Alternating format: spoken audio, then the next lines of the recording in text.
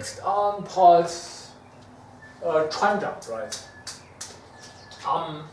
I don't know why he does it multiple times like this. If it's a training or it's a complete application, I'm not sure. For him, right? I have seen other people try to do this as application because in the manuscript it says 船长如连珠炮, so it's like a 连珠炮 is like a machine gun kind of thing. It constantly is like a chain motion hit. So they almost like chain punch in Wing Chun, where you go to a guy and you do this.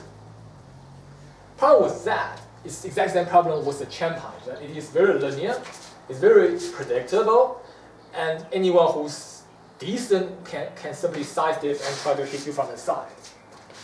Or even if he's here, he can simply just do this, and chances are he's going to knock your straight punch out to the side. If you just keep doing this, he's going to hit you, and you can't really punch through that.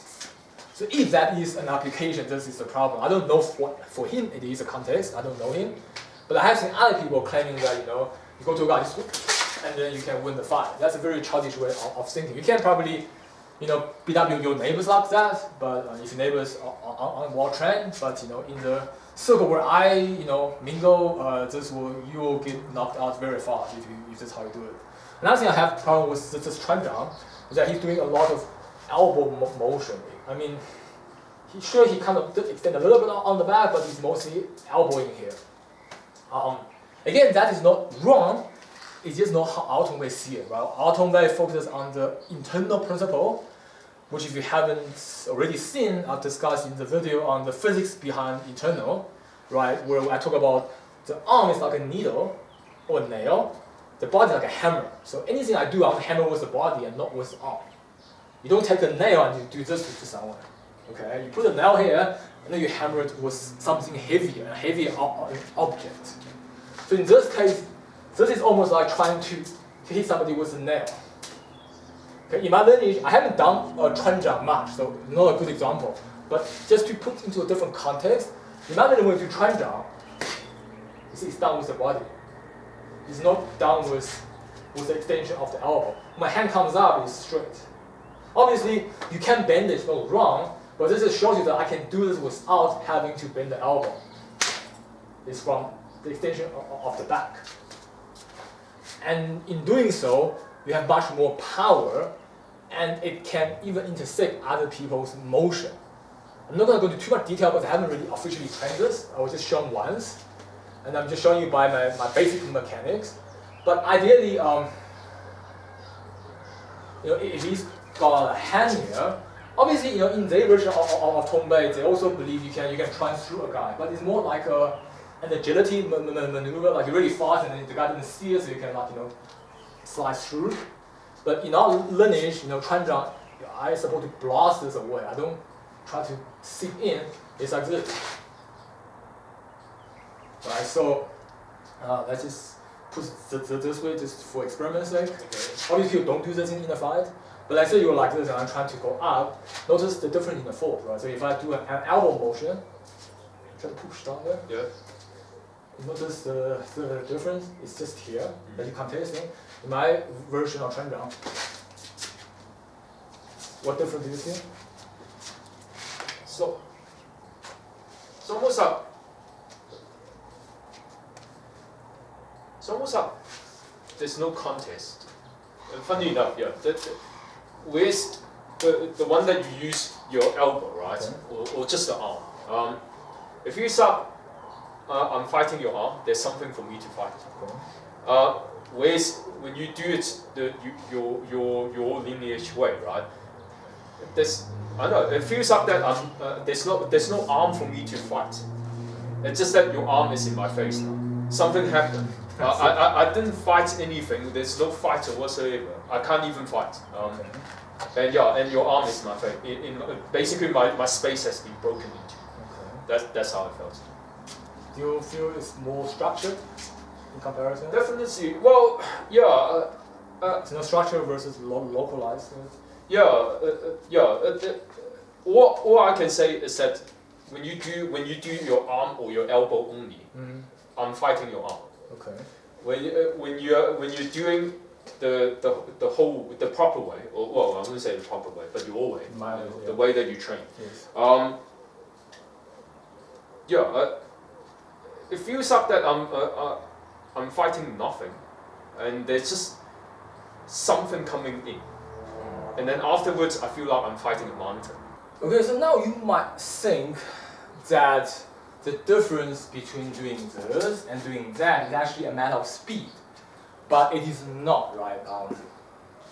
It's a matter of structure, because obviously when I was doing it just now, the speed of this is slower than that because I actually don't know how to generate power like that efficiently. But the point is, if this is a dead constant, obviously there's no how to do in the fight, but it's just an experiment we're doing. So if this is the dead constant I'm trying to bypass, no matter how fast I'm going here, I have to have enough power to overpower this. Sure, the faster you go, the more power you generate, because force is mass times acceleration. But mass is just as important, if not more important than speed. So if my mass is just the forearm and to the elbow, then if I do it faster, I'm still competing with that weight that is more than I can generate.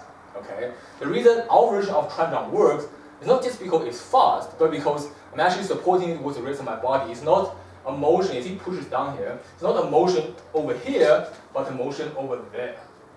That is the difference. So it's a matter of structure more than speed, shall I say. Another thing you can look at is the 3-hit combo, where someone will do chuan, chuan, and zuan. Okay. Now, of course, okay, you can just hold it regularly. One can argue that with the chuan zhang, you are not trying to overpower this. What you're trying to do is to slip through the gap. So if the guy's hand is like this, right? If you look from here, I'm trying to slip through. Or if this one comes here, then this one trying to slip through there. We're constantly trying to slip through gaps. That is a valid explanation. But the reason why we care so much about structure, right? You might think, why do we need a force like this when it's actually trying to slip through? It's because the natural response someone will have is to either block it sideways or to block it downwards. So if his hand is lonely, if he sees this, he'll either push it sideways or he's gonna go downwards. So if you don't have proper structure, then you are far easier to be caught by his defense. Right? If I do this, he's gonna not let me do it. And sure, he can say that I'm gonna do this, I'm gonna do that. But if he's decent enough, he can stop all of it. It's not that hard. That's why it's important for our lineage to have structure, because obviously you can't stop all the blocks, you can't make this unblockable. Well, it depends on how well your structure is versus how well he's blocking, but you make it much harder than if you're just using the elbow. If he's pushing this way using the elbow, then there's no way you can overpower that. But if I'm using the body, then more likely I'm going to break through this defense even if he is in contact, or if you try to pull it downward. There's more chance of me going through than if I'm doing this, which your arm will naturally fall down. So that's the reason why for our structure is important, is that should he block it, it will make it harder for him to stop it. There's a chance where I will still blast right through him. Whereas if I'm doing it this way, then there's no way that I will blast through him. If he touches it, it's going to go skew. And back to the combo. So if I were to do a combo that is 1, 2, 3, then what essentially is happening is I'm just banking on pure speed. Right? I'm just trying to confuse him with almost like 2 jabs, and when he's confused there, then I punch him there. Which is a valid tactic. No, I'm not saying that it's wrong, but it is less optimized or less efficient. Okay? Whereas if I'm doing this as a method to affect his structure, then I'm not just banking on doing speed and hoping he doesn't see this punch. I'm actually baiting his arm to the block. And while I'm occupying his structure, I'm then punching. So there's more of an interaction.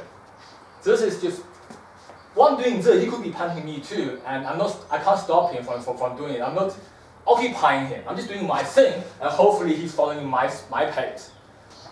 And that is why, in my opinion, this way, even if you're not trying to do it like a chain punch, but you're just doing 1, 2, and then 3, it is still less effective than when we're using structure and then occupying his weight or balance and then doing the punch. Anything you want to add on this? Yeah, just want to say that when you don't have the disruptive power within your strikes. So let's say, for example, you're only trying to rely on speed.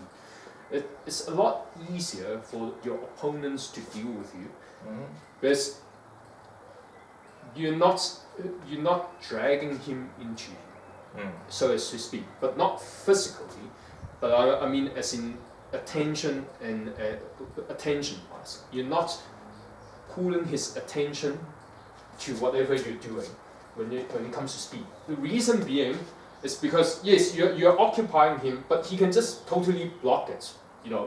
Like a boxing block, right? For example, and there's nothing you can do.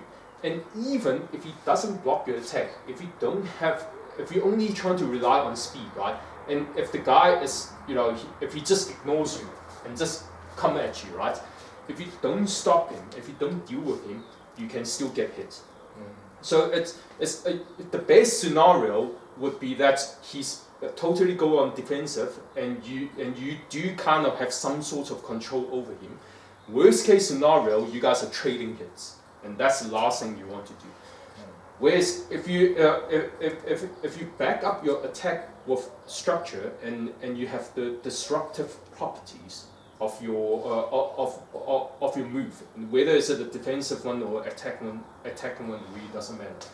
You actively assaulting him and stopping him from doing other things, basically. So that's the key difference, the way that I interpret it, or the way that I feel. When dealing with fast move, but there's not much weight or power behind it, then dealing with slightly slower move, but it has immense power or immense power behind it. Is that the disruptive nature that it brings to the table, and the tactical advantage you get from disrupting your opponents that brings to it. It's to me it feels very different. Whereas a guy who with quick jabs and attacks, right, I can deal with it. It's not intimidating enough. I can even just trade hit. I can just take it and decide to go for his head. I mean, a body shot and a head shot, right? It's a fair trade, to be honest. And this has happened to me before when I met my Yichuan teacher back in 2003. I was doing Tongbei stuff, it just bounced off him and he just hit me really hard. Yeah, that's the main thing. It's not a fair trade. And that's when I realized I can't actually stop him from advancing, and that gave me quite a lot of shock because I wasn't expecting that. I was thinking, I'm fast, I'm gonna do okay, but no, I didn't do okay. I did really badly. So that's how I feel during these demonstrations when Chris it happens quite often. I mean, he's trying to he do this every single time. Is that without the power, like conventional speedy way, and with the internal training power, that's every single time. That's the difference. Is that internal training immediately there's an emergency for me as a receiver to deal with the disruption that a single move brings. So where's a speedy one? I mean, I can face tank it. For those of you who knows what face tanking means, I can just take it and trade hits, or I can just block it out completely, wait it out, and go in with when the opportunity arises. Normally it's after 3 moves. This is 1, 2, 3. Yeah. So where's the disruption, right? With internal training, there's no rest to it. You immediately have to deal with it. The shock to my body, the shock to my senses. Those are what actually gives it the edge over speedy moves. Yeah. It's very unusual, and it's something that my mind immediately needs to, it grabs my attention, it occupies all my senses. And obviously my immediate response is that, I need to deal with this, instead of just blocking it blindly or being able to ignore it. Yeah, that's a very good explanation. So that's how I feel between the two approaches of hitting someone, speedy way and one with internal training and the disruptive power that it brings to the table. Yeah.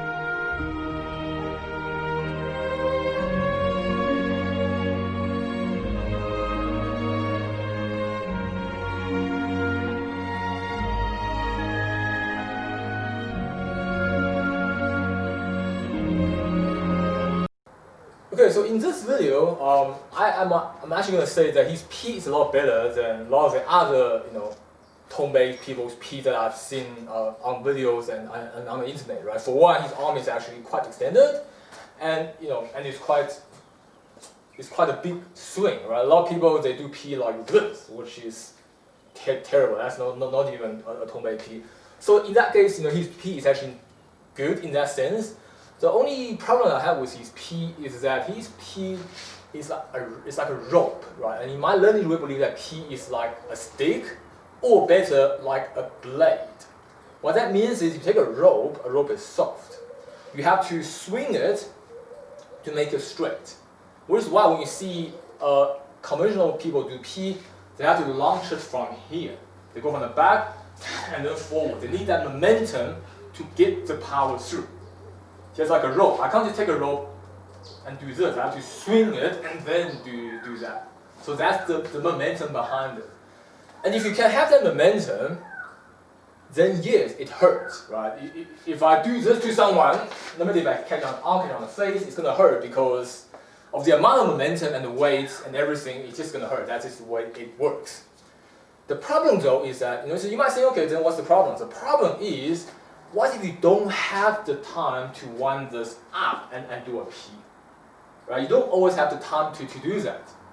And or when you're winding up, he either gonna punch you, or he's gonna run away, and then you missed it, and you can't alter your course in midway because you loaded up with momentum. That's why Tongbei's P is powerful, right? If you stand there and let someone hit you with a P, it hurts a lot. But in the actual fight, you almost don't see people successfully pulling this off. It's because of that reason that it's just too big a motion to work. Now, in our lineage, we do P on different levels, and on a slightly more advanced approach, which I've explained in my, advanced guide to Wuxing Tongbei, the P becomes a smaller motion. We don't wind up from the back. Obviously, if there's a chance that allow you to, like the guy's not looking, and I want to sucker punch him, then yes, I'm gonna do as much damage as I can, the maximum momentum. But the thing is, if he's looking at me and trying to fight me, this is not going to work.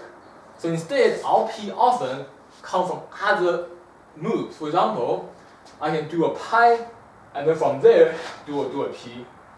I can do all kind of, as long as my hand is around in this angle, I can turn it into a P. For this to work, your arm cannot be like the rope or the whip principle. Right? If you ask those guys to just pick up the arm here and then P, they are not going to be able to generate power because of the way they use momentum like that. Where the arm is actually loose, it's just that the momentum makes it appear straight. So in this sense, straight or not is not really on the arm, but whether or not your force is escaping from this joint. Okay, so a rope, if you think about it, when I swing it straight, when I hit, it's gonna be straight and it's gonna bend. But whereas we talk about a stick or a blade, means that this is a whole solid piece and it's gonna drop right like that, rather than like this and then it goes like this. That's the comparison. Okay, now I'm gonna just do a demonstration. Obviously, one can always argue that I don't do that style of Tongbei, so my representation of their method is not correct. But but I urge you to look at the physics behind it that we're trying to talk about. So we're gonna hit him here because there's more meat and less pain. So obviously, if I do this, it's gonna hurt. So we're not even gonna bother, right? We know it's gonna hurt. But the problem is, if I'm gonna start here and then do it their way, you see the arm becomes soft because they need the momentum to get through. So here is the problem that it doesn't hurt. Okay. But in our method, we basically extend the shoulder and do that. Different? Well, it's obviously it hurts more. But besides the level of hurt, it's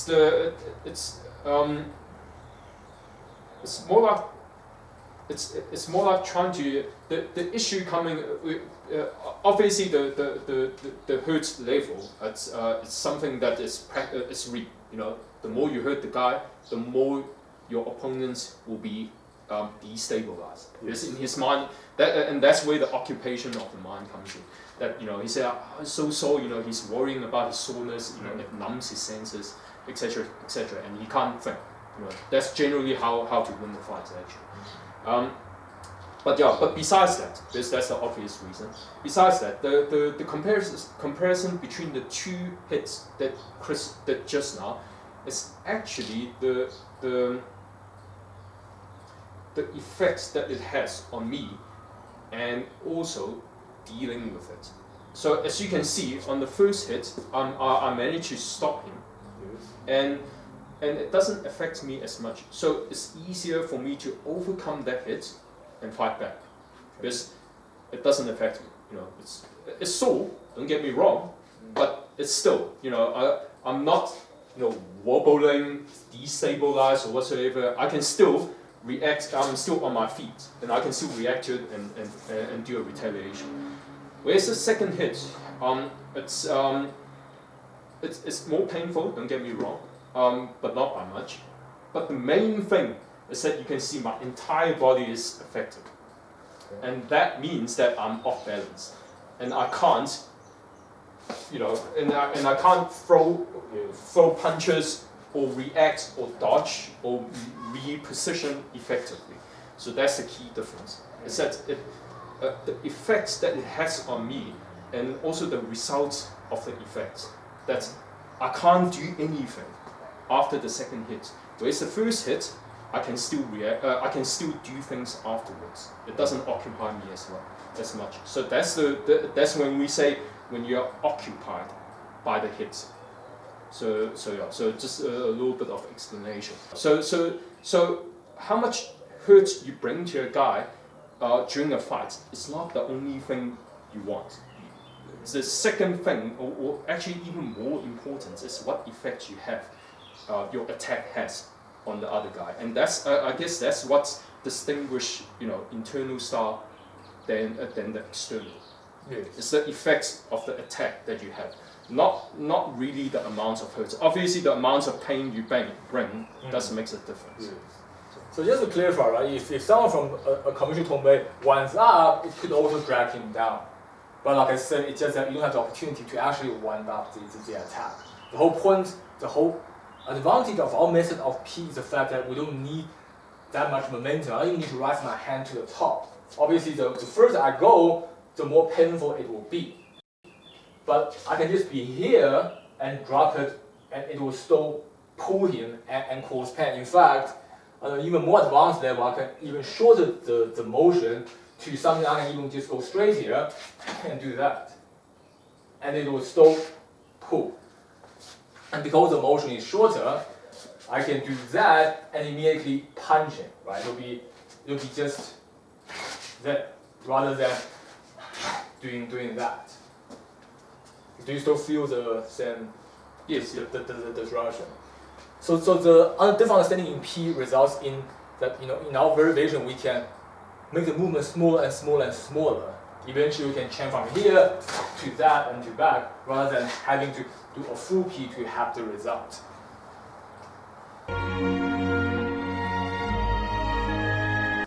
Alright, and another thing I have, another issue I have with that portion of the video is that he has in the form the motions where he does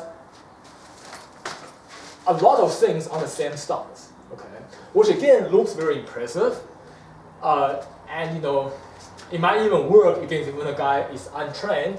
You can go to a guy and he's like, what the hell's going on? But okay, the problem is when you're finding someone who knows what he's doing, he's going to move. No trained fighter stand here and exchange punches. Okay, when you watch boxing, UFC, whatever. Okay, they're always moving. Right, they're gonna move forward, and then when the guy is gonna move back, he's gonna move to the side. You don't get a chance where you can stand where you are and do 5 moves. That's not possible. Okay, you're either going forward, going back, or going sideways. You're always moving, which is why in our lineage of Tongbei, we always step with every hit. We never stay here and do 3 moves. Okay, it's always here, and even if we move forward, we're gonna move back to simulate what if he advances forward. I'm gonna step back. So we always move with every step. And this is an important thing in all the internal martial art too. I talk about this in my definition of internal and external. Right? I say that external martial art often take one step and do at least 3 moves or more. Internal martial art, when you step, you do 1 move. When you step again, you do another move. Partially it's because you want the rebound force from the body. If you don't step, you don't have that rebound force. But also it's because somebody else is moving. Nobody stays still. So I don't understand why there are techniques where you stand where you are and do 5 multiple moves. Maybe they do it for basic training purpose, but from what I know of that lineage of Tongbei, I don't think so. They actually teach it as a technique. Maybe this particular person don't. I'm not sure. I don't know him, like I keep saying. But I have met other people from the same lineage, and they teach us as a technique. And in that regard, in fact, I see the same person also have other videos on the internet where he has application where he will do multiple techniques like. And the problem with that is the more I do that, he's just gonna jump back. And then all I'm doing is downward. He can probably do a side kick to my stomach if I'm like doing here stuff here. So that's why I don't believe it is efficient to have, for example, your foot do multiple handworks. Okay, you always get you to stepping. Very important in fighting. And yeah, so I think this pretty much covers my opinion or my lineage's opinion. If I cannot represent my lineage on this portion of the video. We're gonna watch the next part now. So if you were to look into videos from that lineage of Tongbei, you'll see that in the form there are a lot of instances where they will have a motion where it's like a lot of stuff happening while they're standing still, right? This is not an isolated scenario. There's quite a few that does that. Whereas in our lineage of Tongbei, I haven't done the form yet because we're big on doing form, we're big on doing singular exercises, singular hands, repeating each of them 2,000 times. That's how we train, so I haven't done the form. But just to give you a rough idea of what I'm talking about, our lineage follows the same principle as all internal style, which is you take 1 step, you do 1 move. You're going to do another move, you shift your weight. You never keep your weight stationary to do multiple moves, like in a lot of other style where they would do here, there, and then they will step again, and then here. So that's like the external style approach, right? Again, it's not wrong. There's more than one way you can go about self-defending. But the way internal style understands it, people are always moving. There's really no point in standing in one position and doing more than 1 move. And also, right, one of the 4 forces, rebound force, you can only do it if your weight is shifting. If your weight are stationary, there's no rebound force. So just to show an example, a few examples, right? If we were to do 摔、圈、拍、转拳, you see the step is moving. Or if I'm doing 刀劈拍刺, yes. So that as well, right? So it's here, then 劈拍刺. Again, right? You see the first 2 is all stepping forward, and then the third one step back, and then the fourth one step forward again. So every time we do a move, the body is moving. Or 劈扇, right? It's 劈扇 again, and then we're doing the next move. It's always stepping, right? Every time we do something, we're doing a step. If I'm doing 圈手 that way, and then 圈手 this way, and then 劈 is always moving. We never stand still and do more than 2 moves at the most. It almost always is 1 move, but maybe sometimes we do 2, but never more than 2 in 1 single step. And that's the difference between our understanding to stepping and some of the other conventional Tongbei lineage.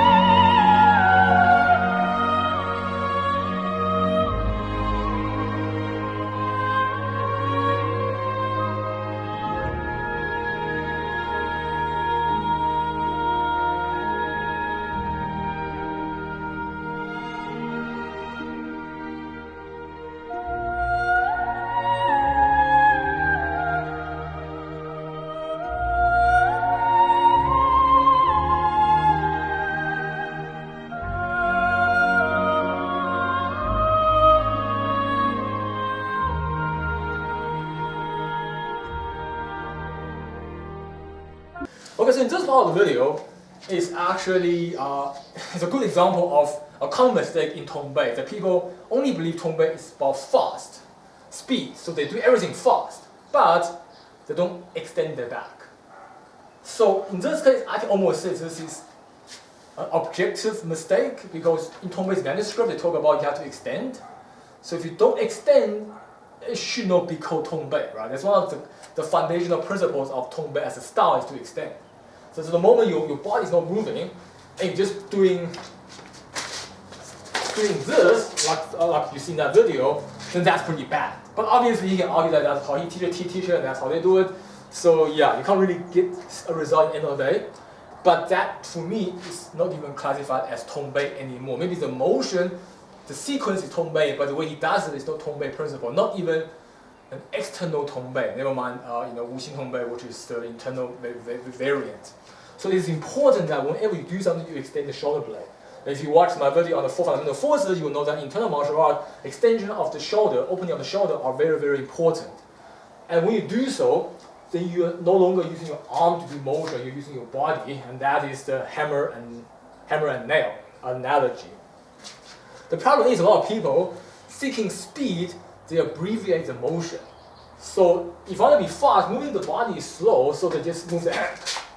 It is faster when you just move this part than moving the whole body. Okay? So that's why a lot of people end up doing Tongbei fast. And the moment I see someone doing Tongbei without having the extension of the shoulder, in my lineage we say that's not even touching the door of Tongbei. So if this is the door of Tongbei, when you come inside, you officially doing Tongbei. Never mind, what level you can reach. People who doesn't extend their shoulder blades, they're not even touching the door. They're outside. They're not Tongbei. Okay. Anything you want to add here? No, that's. Well, the name Tongbei means, yes, the back. through the back. So that if you don't do things from with the back in the mind, it's I don't know, it's pretty off the topic. Yes, and in my lineage, we don't chase speed blindly. Speed is like the last thing. You first have to get the right action, right mechanic, the right power. Only when all of those are done, you gradually add speed, so that you don't rush things and cut corners and do incorrect motion. Correct motion, correct power, and correct mechanic is far more important than being fast. So when we were trained initially, in fact, I'm still not going to the speed side of things. We're trying things slow. Let me see what. Let me do like a regular cover. Right? So if I were to do strike, tai, chuan, or do it in the speed, I'm told all of these motions are correct and mechanics are right, and I feel that I can go faster without losing the mechanic. Then I go faster. I don't just start off and do that. The more I'm doing this, I'm cutting corners. I'm making this fast and not moving the body. And that defeats the whole point of the mechanics of Wuxing Tongbei.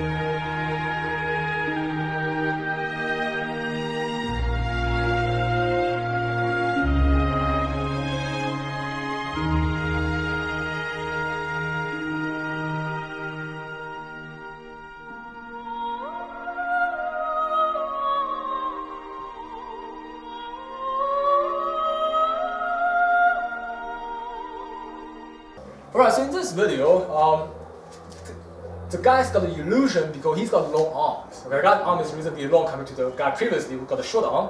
So when he cut corners, it's very obvious. Those guys are longer arms, so it seems like he is doing correctly, he's extending everything. But if you look closely, he's actually isn't. This part is fixed, it's stiff. So his arm is moving quite fluently, I might add, but the shoulder blades are not extended. And strictly speaking, according to my lineage, that is not correct. The one motion in particular you can see very clearly is Fan Bei Cui, what we call the front base where you go 1, 2, and then you jump up. Okay. If you go back to that part and you see him do it, his body is flat here because he does the studies. You can see clearly. It's like so he starts saying something like this. The body is flat. Okay. The way we see as the correct way is like that. It's a small difference, but there is a difference. The difference is when I'm here, my shoulder blade extended, and for him, it's there. It's rotating on the shoulder axe. So visually, it's a small difference, but practically, it makes a whole lot of difference. But strictly speaking, according to my lineages criteria, when you extend without rotating the body. Obviously, you rotate the body when the technique demands it, but you must be able to do so without. So I have body here. This is my regular, shoulder pillar point. So without rotating it, you must be able to extend it. See, this is the extension we're talking about. Without doing that, so if you look forward, if you don't extend your shoulder, your peak can only reach here. See where the hand is in relation to the body. If you extend it, see I can almost reach my leg on the other side. If you don't, you can't reach there. It gets stuck here. So that from that one singular motion, I can tell that the guy's shoulders aren't extended. He doesn't even get the basic training right according to my lineage's perspective. And all the other motion that he does, if you look close, you can see the same thing. That his back is pretty stiff, and he's just moving he's just waving his arms around. Now again, why do we need this shoulder extension? There are many reasons for it. I've already covered in my 4 fundamental forces. But over here, let's do the other arm. Yeah. So if I don't extend my shoulder, right? And then when I extend my shoulder, okay, the difference? Yeah, it's like the previous example, the force linkers. So I can feel, I feel it feels like a numb force. My arm is numb at the moment, and it's almost like you can't control the impact, or it's very difficult to control impact with the shoulder extension being used. So you can see the first downward swing that Chris did.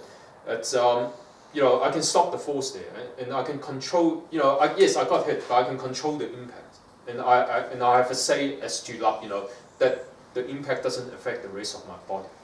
Whereas the second one, right? It travels through, and you can see that my entire body actually sinks in. So that's. And from a physical point of view, what do you suppose is the difference? Either from either doing this or doing that. Well, from the physics point of view, I would imagine either you have got multiple points of impact, or the impact force is a lot more severe. So those are the two scenarios when it comes to physics. But when it comes to body dynamics, it's a different story. So physics, when it comes to physics, right, your points of impact is where the effects will be felt. Okay. So in order for my entire body to pull downwards, right, whereas when you open up your shoulder, either somebody will have to grab my collar and pull me in, or somebody will have to drag my hand and my elbow for it to affect my body. So that's what I said. Either the impact, the force is more, so that it affects my body more, so that's why my body sent.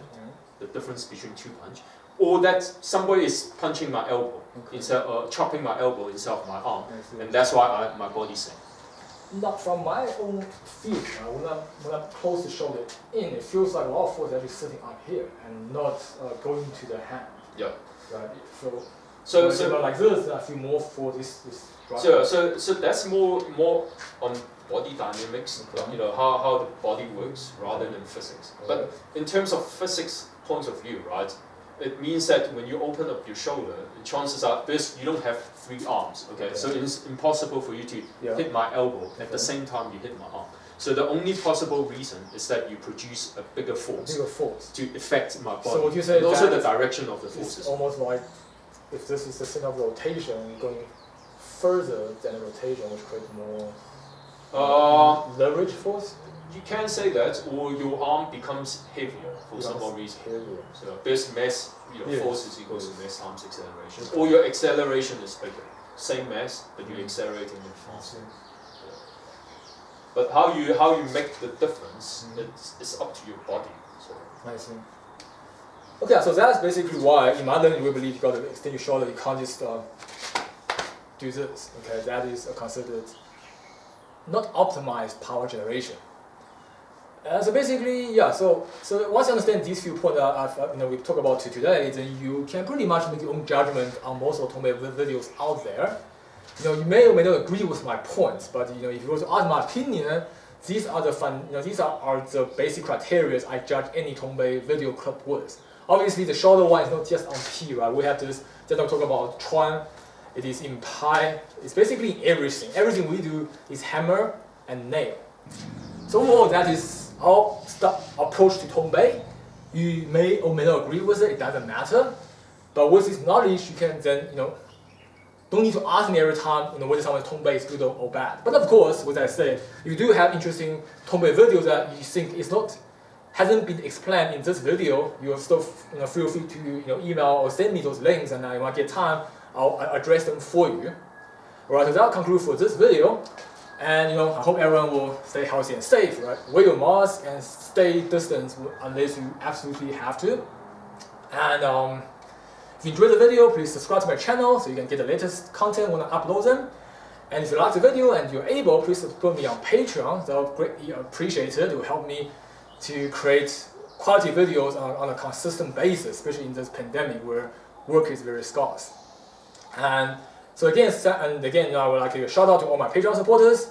You guys rock, and I would greatly appreciate all of your support. Always feel free to contact me with any questions or queries or suggestions for future content. All the time, whenever you have something, feel free to contact me, and I'll get back to you as soon as possible. So thanks for watching TriEssence Martial Arts channel, and I'll see you next time. Stay safe out there.